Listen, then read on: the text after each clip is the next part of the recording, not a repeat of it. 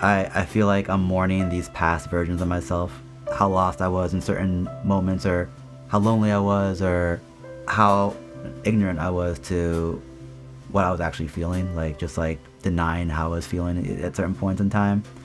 I reflect on the journey of the record positively, but starting it was the hardest part, because just I didn't know if LAVOLA was going to be a thing anymore.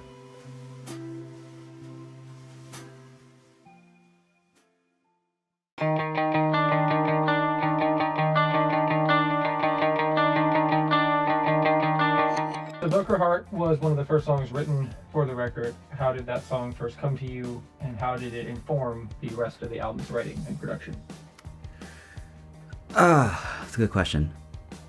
So Velcro Heart, I wrote that song and Alarm Bell at the same time around, God, it must have been like a decade ago, like literally at this point.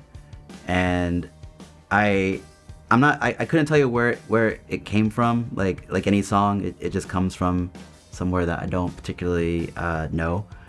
But I will say it was like the song, like that when I wrote it, I realized that there was like a body of work to explore. Like there are songs I'll write, and it just like, it'll just be a voice note, or it'll just be like a demo in my DAW, and nothing really grows from that point.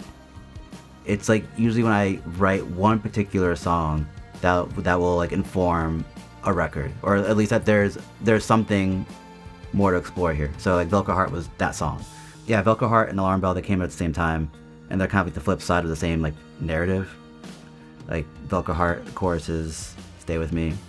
It's like a desperation, it's like a very unhealthy, delusional, obsessive force and emotion. Whereas like Alarm Bell is like a little bit more liberating. It's like, let me go. And it's just like the flip side of like this unhealthy relationship, whether it's romantic or any sort of like dynamic like that. So it was exploring that, and that's kind of the impetus for that track. And that's when I realized that there's like a world to explore here, that I just want to see like what more I could push into that sort of narrative.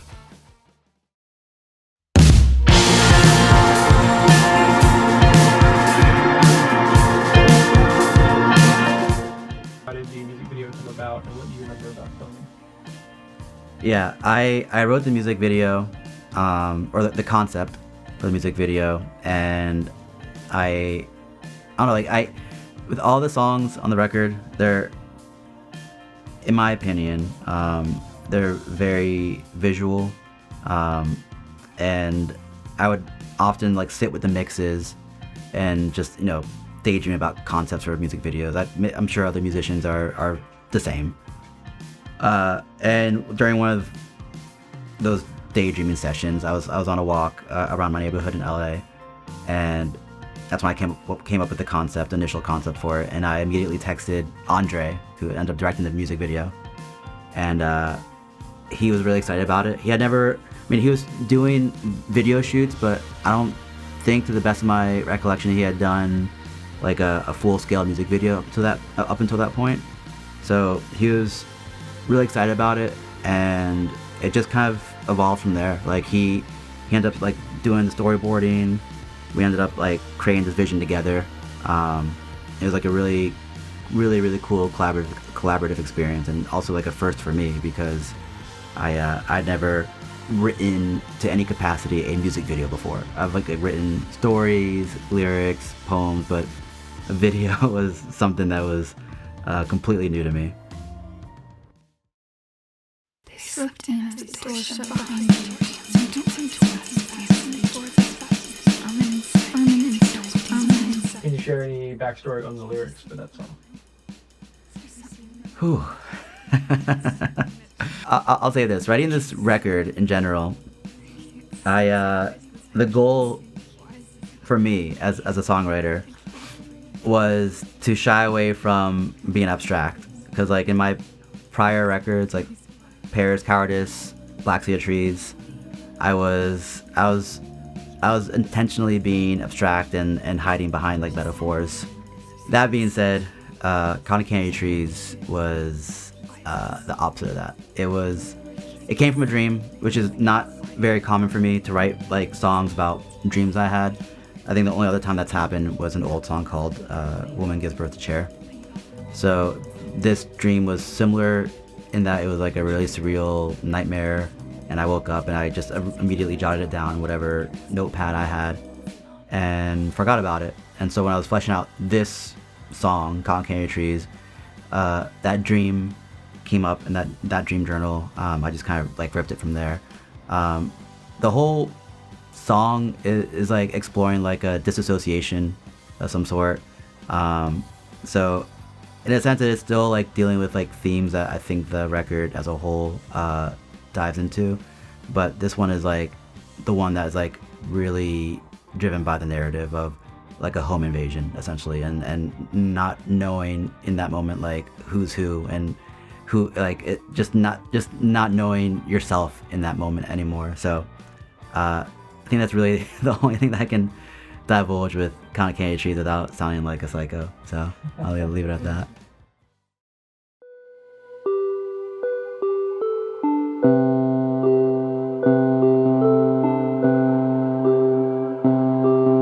This stands as one of the most vulnerable and lyrical moments in your discography. Was this song difficult to develop and present? It definitely felt weird to present. It went through like a couple iterations, as like a lot of these songs have, but it wasn't really until I came up with the outro, or like the last bridge of the song, where I realized like, okay, this song is like, it's delving into something that's a lot more direct and a lot more vulnerable than I've ever felt comfortable sharing in a song. Where I was at when I wrote that song in particular, like the ending for it, I was about to move to California, but I was in this like really weird limbo state where I was just crashing with friends. I wrote that song in like a backyard shed of a buddy of mine, Andy. I was crashing with him for about a month, and then, you know, before then I was crashing with my friend Anthony, who also goes by Sight So Sudden.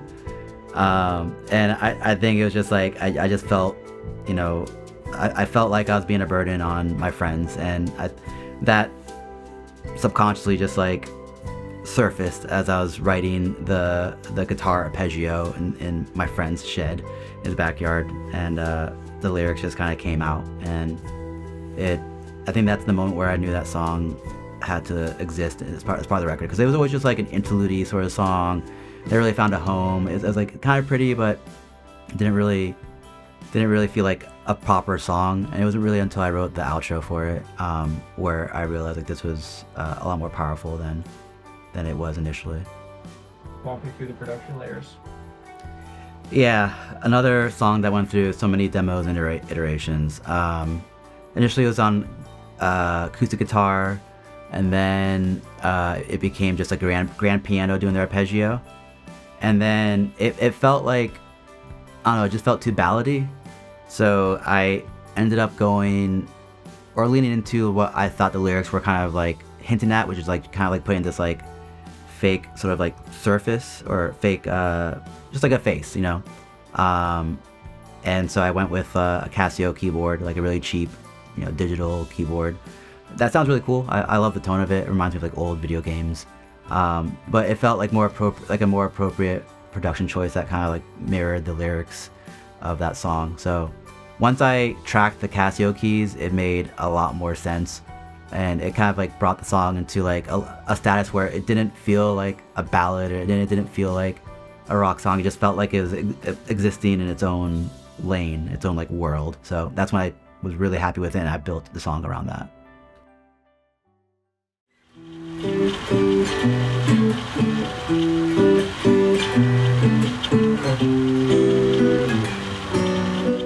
This was originally released on 2010's Black Sea of Trees. This is kind of a fan favorite. What was the decision to re-record it 16 years later and record it on this batch of songs? The Philosopher's Daughter, right when I recorded that demo, the Black Sea of Trees demo, it became something I was immensely proud of.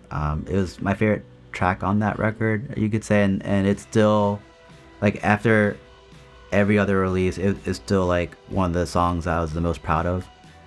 That being said, like I was still learning like the concept of recording songs. I was super young, and like I was happy with the recording at the time, but very quickly afterwards I realized that I wanted to revisit that song. I wanted to revisit that world when it felt right, and I wanted to like one day just record it proper, whatever that meant. And so I did. Like it was always like this like bucket list thing for me, like musically, like re-record Philosopher's Daughter, and it never really fit on any other album I had prior to this one, so it just didn't make sense to do it until we were recording Did You Have a Good Day, and it felt like the perfect time to do it, and it felt like I was just waiting to record it up until I was in my 30s. So yeah, it's still one of my favorites, and I'm really happy with how it came out. For older fans, they'll remember that there was a short story included in original pressings of The Black Sea of Trees, which seems to reference the lyrics in this song. Can you talk a little bit about the meaning behind the song and its significance to the LAVOLA's legacy? It's a really tricky one, because that song, what made it really important for me, and what really sealed it as like the origin of LAVOLA was, it was the first time I had written a song inspired by art, like a mixed media painting by Angela Petsis, one of my favorite artists, who did the cover for that EP and Leaving Paris. But it was like the first time I was able to articulate or write rather how I was feeling about loss and like something I was navigating at that point in time.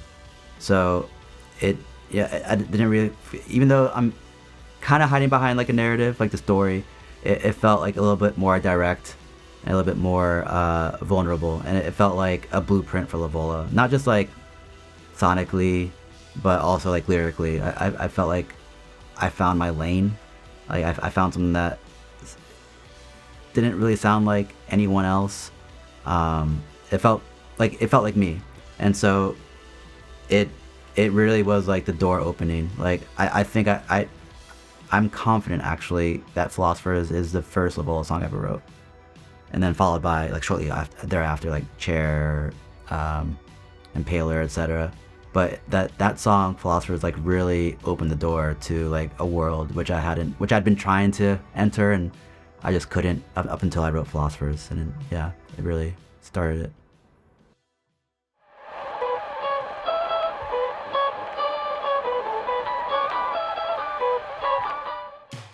What is the instrument playing the beginning primary melody throughout the song, and how did that part develop?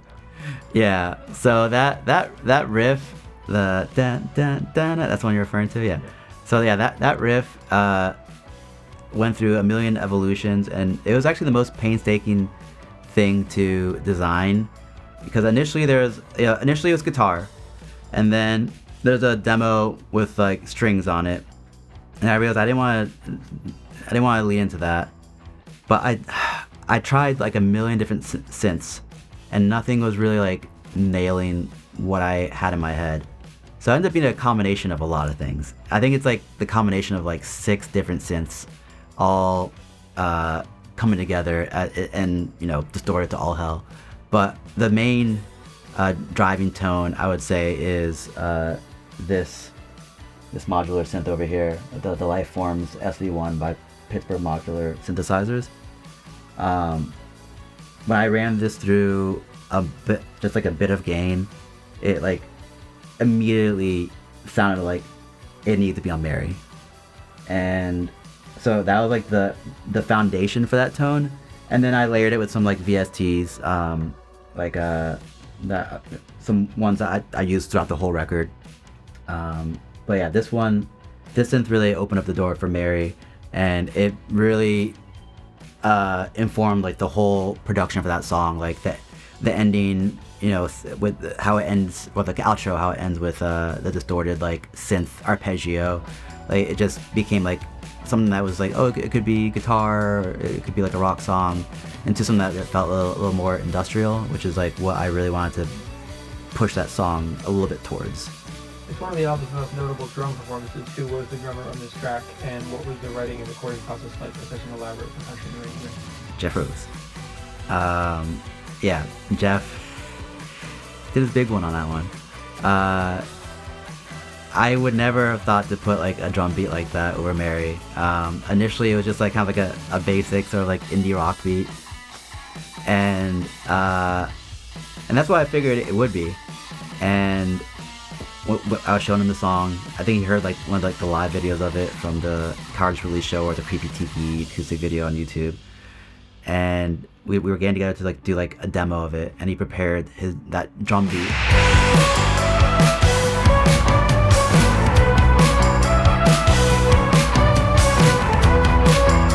And I did not know what to make of it at first. I'm like, that is fucking crazy. But I loved it. But I was like, I feel like we could use that. It hurt my brain for a second. And then when I heard the demo, like after we recorded it, I realized it was amazing. It fit the song in such a weird, odd way, and it really elevated it to be almost like funky. I don't know. But yeah, Jeff did the tracking, and he killed that one. I think that's like one of my favorite drum performances by him on the record. For sure.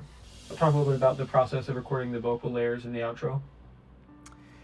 Yeah, so again, like when I wrote it, I wanted it to be like this haunted sort of vibe, and then it was leaning more into like rock band, and then once it kind of got that synth production, it had like this like industrial edge to it, but I still wanted to like maintain like this I don't know, I keep going to the word haunted, but like lyrically there's like this like tension and like this paranoia that I'm singing about and like that I'm feeling. So I wanted to like like the outro to feel like something or someone's like right behind your back, like watching you. So we accomplished that by singing in a stairwell in the studio we were at. It's like this like long, huge corridor, and we just put like the mic at the very bottom of the stairwell, and I just sang the harmonies a million times, and it came together. It was like really tricky to mix, as I understand. I didn't mix that song. Paige mixed the record, but it worked out. It cuts through just enough in the mix where it sounds like it gives it like a very ethereal quality that it was like it lined up exactly how I heard it in my head. So yeah, that's how the outro developed.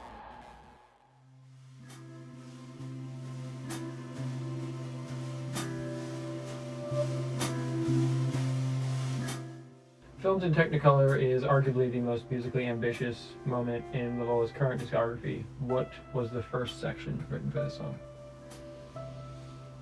So I had like all these ideas that didn't know that they belonged together, and it really wasn't until I did this like songwriting exercise a long time ago. I decided I was feeling complacent, so I set out to write or just play music for at least an hour and a half to 2 hours each night. And it could just be just putzing around on a Volca synth or just playing the same stupid riff on my guitar over and over again. But the commitment was just like sit down and just like let inspiration, see if I could write more if I just discipline myself. And it ended up being a really good exercise because I wrote, that's when those pieces for Filmed in Technicolor came together. That's when I like realized like that part went with this part, and then it went to this funky bossa nova arrangement. And so that exercise resulted in me writing Filmed in Technicolor within a day, but it wasn't until I sat down with all these riffs that made no sense together where I was able to kind of do that. And yeah, I'd always wanted to like write a song like that, like this like romantic sort of like delusional love song, I like to call it. It's just I mean, all the songs are just about like delusion to some degree, but this one is like literally just like someone's like telling someone else to like lie to them, like make me happy, lie to me. And it like sonically reminded me of like a John Bryan score. Like I think it's like the most score like song I've ever written, like for LAVOLA, as far as like rock band songs go. So like it became like the song I was almost like most proud of arrangement. Like it's kind of like a flex for me, like to myself, not to anyone else, but like just like I proved to myself like I can write something like that. So yeah, I'm super proud of that one, and also like I'm super anxious to hear like people hear it for the first time, because I feel like it's gonna be kind of like a little bit of a mind trip when they get to that particular song on the record. How did it feel when you listened to the finished version for the first time? It felt like I didn't write it. You know, which is like the best feeling. Like it's like how I felt listening to The Philosopher's Daughter for the first time. I wrote it and recorded the demo in 2010. Like it felt like its own entity. Like I didn't have anything to do with that. Like it came from somewhere, and I was like a vessel for it. And you know, it didn't take any brain power from me. Even though like the reality is like a lot of production effort and thought went into it. When you listen to like the final product, it feels like its own like child. You know, it grew up and it has its own legs, and it's free thinking. You know, that's how it felt like listening to the final mix that Paige sent over. Like hearing all the iterations, it still felt like, oh, I did that part. Like, oh, I remember doing this, and then hearing like the final mix and how like dreamy of a mix that Paige put onto it. It felt like its own being. Did it feel like unlocking a new room in LAVOLA's sound? It did and it didn't, because like it does like lean on a lot of like the sensibilities I've always had with LAVOLA, like with Philosopher's Daughter, for example, and other songs that like have like a quote unquote jazzier sort of like influence or voicing within a rock context. I feel like I've dipped my toes in those waters for a little bit, more so in like earlier records maybe, but it felt good to like go fully in, and not try to like, you know, muck about with like ton of distortion or try to make it abrasive for the sake of being abrasive. Like it felt like really liberating to just lean into how whimsical and magical it felt. So it felt like opening a new door, only in the sense like that I feel like when people listen to it, they'll really experience something within the LAVOLA universe for the first time. But for me, it kind of felt like I was just like just showcasing something that's always been there, you know.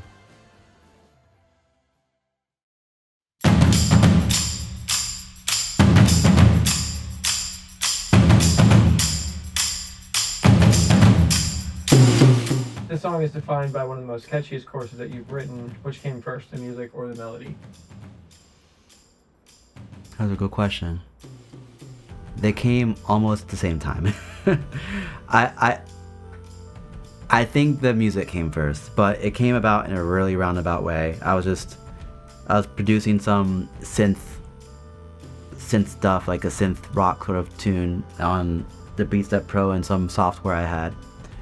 And that's where I came up with like the really weird beat, and I showed it to Jeff and Paul and my friend Nick, who's my bandmate in Deep Sea Future Center, and that's when it kind of evolved into what it is now. Like that, just kind of like more like menacing, still somewhat synthy, but like very percussive, menacing sort of tone.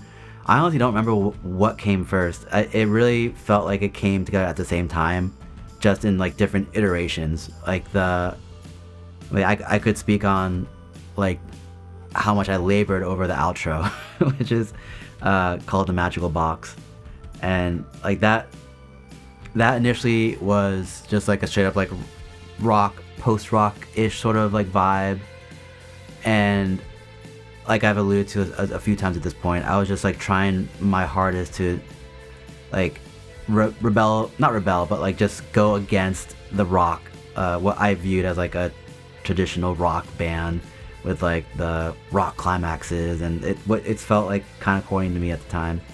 So I transitioned to do something that was like completely different, like all synth based, all software based outro, and which ended up sounding really cool, but I don't think Paige liked it, and I think I was the only one that really liked it.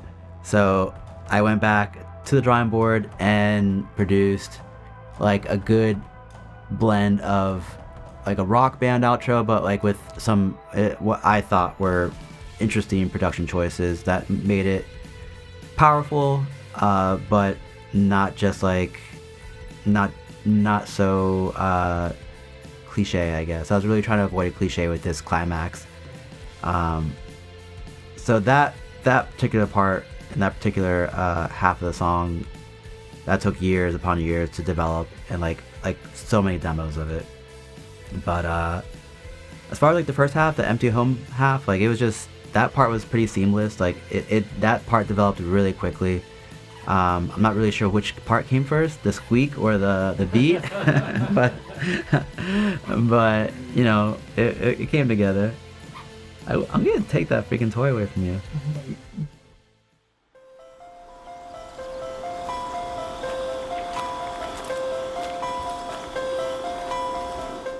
Lyrically, Count to Ten appears to live in the same narrative as Your Alarm Bell. Are the two songs conceptually connected? So, they are loosely connected. There is a very direct tie lyrically, but it really was just connecting the thread between Velcro Heart, Alarm Bell, Did You Have a Good Day? Like, they all share this like through line, and they all mirror some sort of loss in just different angles. And I think as the art was getting developed more, I started leaning into like this liminal state where these worlds and these experiences, maybe like that I've experienced like throughout the years, and how they feel interconnected. Like I'm really like the navigator of all these different worlds. So I subconsciously but also consciously made these like threads that tied the songs together, whether it's like a direct reference like Count to 10 in Alarm Bell with the song Count to 10, or other references that I think other people will pick up on when they listen to the record. Very cool. I understand that this song was recorded with a different drummer. What was the recording process like, and what was the state of LAVOLA at that time? Yeah, it was recorded by my friend Josh, who lives in LA, Josh Alberg. The initial vision for that song was having a LAVOLA track that was really driven by nothing but a piano and sound design. That was like the mission statement I had for that song. And so I actively avoided touching a guitar, a bass guitar, anything that wasn't directly, sound, like anything sound design related, captured audio that I had, and the piano. So it was really like a COVID decision. Like Josh and I were jamming. I showed him the song Count to 10, the demo of it. He really liked it, and so I thought, just for shits and giggles, let's have him like just track really quickly, that just to the bridge, but nothing like too like rockish, just something that like added texture. So he was just like on the brushes with his two like gigantic ride cymbals and the kick drum that just kind of like led the pulse, and that was it. It was like very minimal, and it still felt like it was faithful to the initial vision of the song, even though it technically wasn't. It felt like a really good compromise, and it really did elevate that bridge for me. So he did an excellent job drumming on that. The song incorporates some electronic elements in a way that is unique for this record. How did that come about? Towards the end, I'm assuming you're thinking of like the outro, right, where it gets like all like weird. Yeah. So the final touch to Count to 10 was like probably one of the final things done on the record. My current drummer for LAVOLA's live lineup, Tristan Yeager, excellent producer. He's like remixed stuff from my other band, Deep Sea Research Center, and yeah, phenomenal drummer as well. I thought it'd be a really great idea, or a really great experiment, to have him just produce some stuff for a couple songs, and one of them was Count to 10, specifically the outro, though, just like that last like couple minutes of like sound design when the song concludes. I was having trouble making that outro exciting, Like, it felt a little too self-indulgent. Like, I just had like sound design of like, you hear someone walking, right, and there's like different worlds. Like I got this inspiration from. It sounds so silly to say, but this podcast episode of Reply All, one of my favorite podcasts back in the day. Rest in peace. And there's this episode about this spam caller.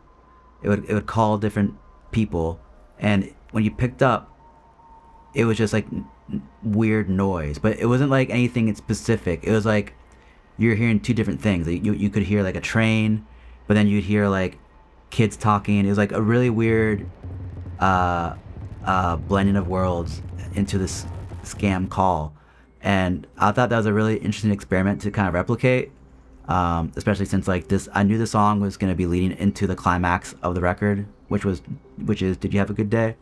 So I thought it'd be a really good, fun experiment to have a track conclude in a way where it's blending in a sound design from a song that's about to start, like a different world, like approaching a different world, but you're still within the prior world. So Tristan was really pivotal for that, because I literally just told him, like, I want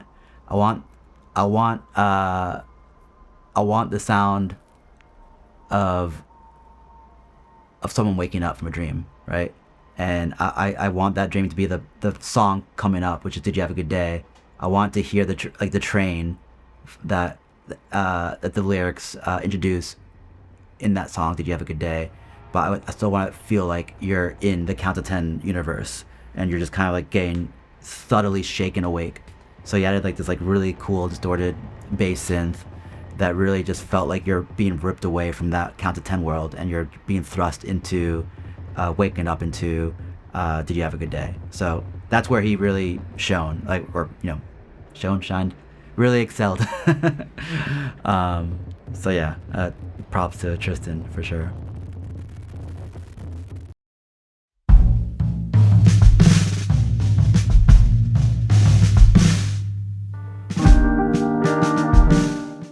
When did this song come along in the writing process?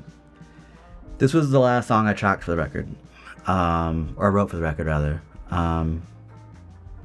So it was kind of a surprise when that song came about, and I wrote it spur of the moment, just within a single night, not really knowing where it came from.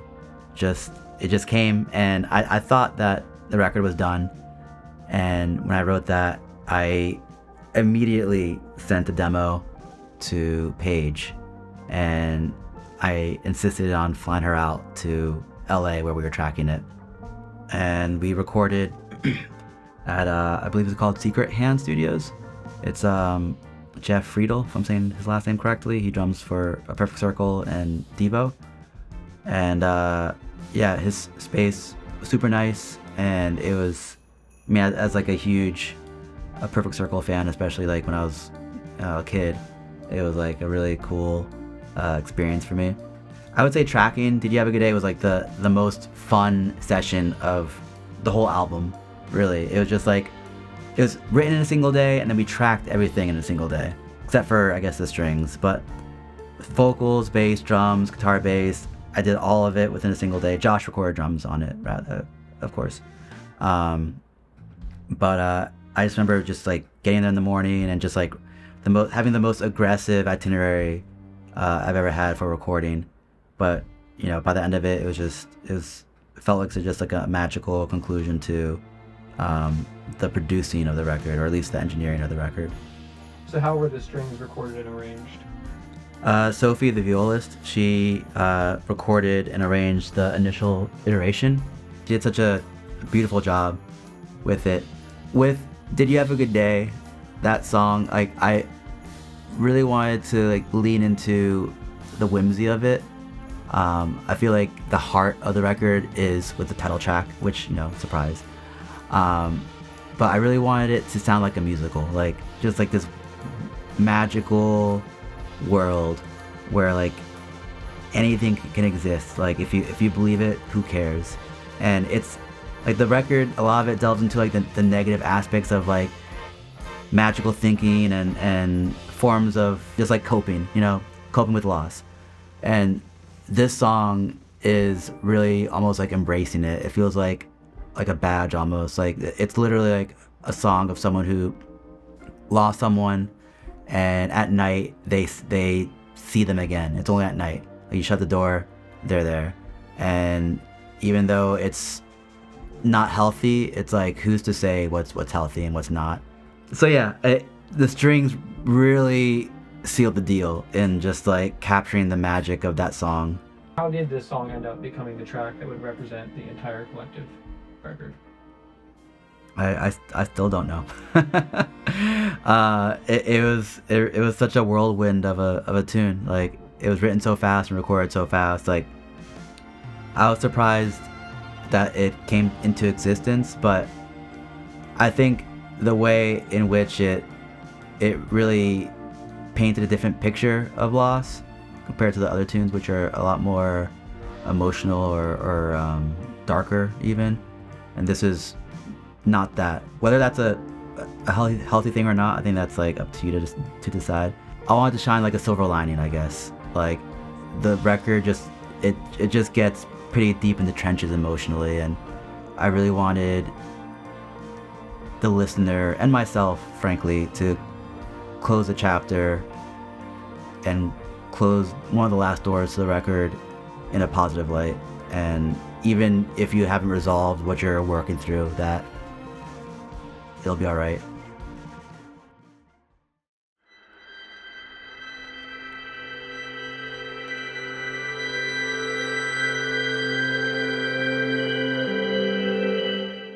Was this track originally written to be the album closer? It kind of wasn't. It was supposed to be an interlude.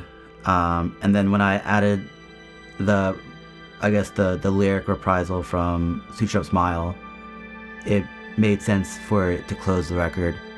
But also, I think it was just like looking back on the production of the record and the narrative that it was telling, at least to me, it felt like I needed like a palate cleanser. Like the album closes with the climax of Did You Have a Good Day?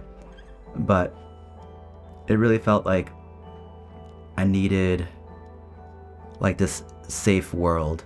It ties in, I promise. I went through this like really bad bout of insomnia that lasted like a year, if not longer.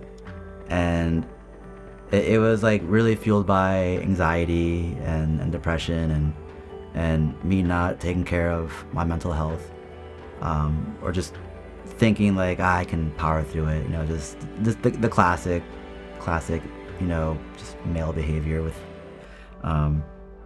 mental health. And in those bouts of insomnia, like being up until like 6 o'clock in the morning still awake, I would think about like floating myself. I'd picture myself floating through like darkness, like similar to the album art, and feeling lost, but finding sanctuary in one of those open glowing doors. And what I realized, like having Pity Dream close the record, it felt like that safe space, like the palate cleanser, a safe room where you can just acknowledge that you can just indulge in like these pity dreams, like you can think these things that are embarrassing, or maybe embarrassing to say out loud, but it's just you in a room, and that's okay. And so it felt like an appropriate closing to just kind of like meditate on just myself, I guess. And I think what I hope is that no one takes that track to be a negative ending, because I think there's definitely ways to interpret how it ties back into the intro of the record. Like it's definitely a cycle, but I want it to be, I would prefer to be that track to be interpreted in a way where it's just a moment in time to like self-reflect and then go back into reality. And the very last second of that song, like you hear like a cricket, and it's like this cricket that was in my room in LA. It's like this single cricket that would just keep me up at night. And for whatever reason, that became like this like grounding sound for me. Like when I hear that, like I feel like I jump back into reality from whatever world I was in when Pity Dream was written, and whenever I listen to that song. So yeah, that's my long rambling way of saying it's a pit stop. It's a pit stop to recalibrate, to think whatever you want to think, and then go back into reality and be okay.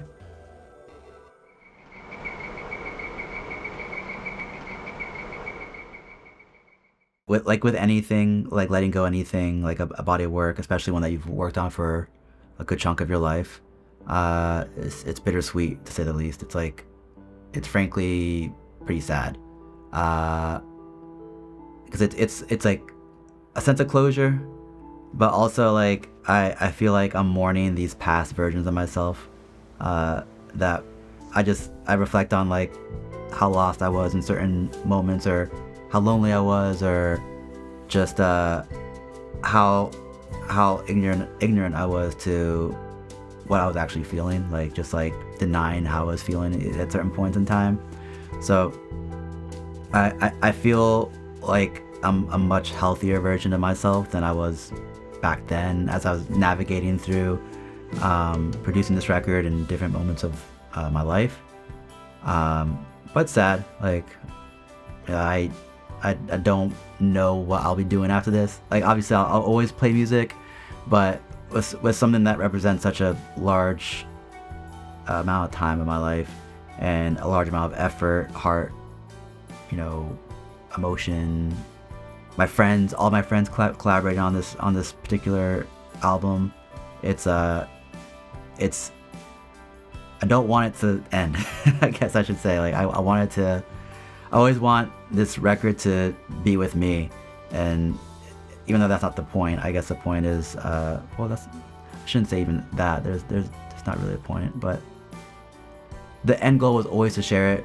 But now that it's happening, it feels daunting and sad, and so it's just every emotion at once. That's what I'm feeling, and maybe that's just 'cause I'm just a very sensitive boy, but that's how I feel honestly about this release right now. It's bittersweet.